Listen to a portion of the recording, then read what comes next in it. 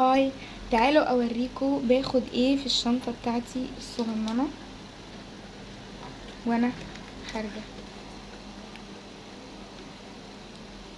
اول حاجة النضارة بتاعتي،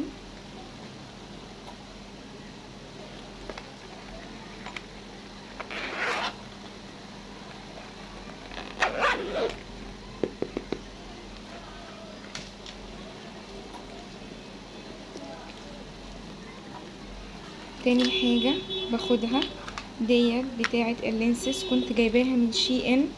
دي حلوة قوي عشان انا بلبس لينسز، فاحيانا بيبقى فيها دوت بتاعة اللينسز بحطها فيها.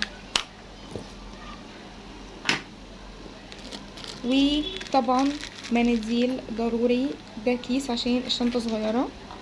وباخد النضارة بتاعتي،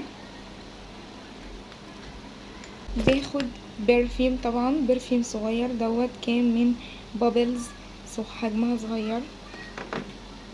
باخد طبعا معايا دوت كريم مرطب من شان، حجم الصغير، حلو قوي المرطب ده. ومعايا مرطب كمان، ده حلو برضو، ريحته حلوة جدا.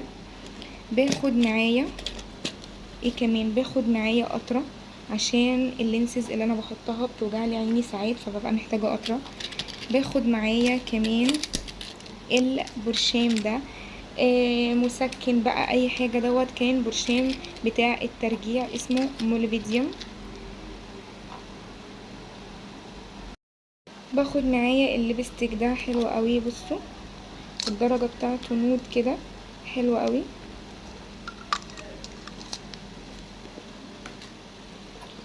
وباخد المفتاح معايا،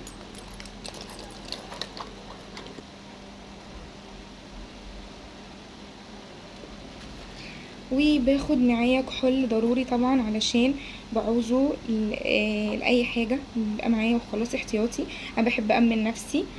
ودي كل الحاجات اللي بتبقى معايا.